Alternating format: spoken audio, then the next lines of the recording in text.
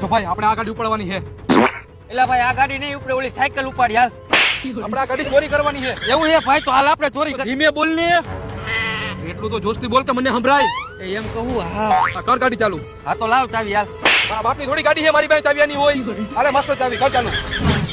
લાગી ગઈ ચાવી, હાલ ભાઈ બેહી જા. આ તું નીચે ઉતર, ગાડી હું હાકીશ. ના ભાઈ ગાડી હું હાકીશ, કેમ કે મને સ્પ્લેન્ડર રાખવાનો બહુ શોખ છે. બુદ્ધિ વગર ના એક્ટિવા હે, ઉતર નીચે. એલા ભાઈ ગાડી તો હું જ હાકવાનો હોઉં. આ ગાડી મારી ઉપર શૂટ કરે જો પેલા. ઓય હું લેવા બાજુ હો. એટલે અમે જે કરતા હોય આ ગાડી કોની ઉપર શૂટ કરે છે? આ ગાડી મારા ઉપર શૂટ કરે છે. કેમ? કેમ કે આ ગાડી રહી ને એ મારી છે.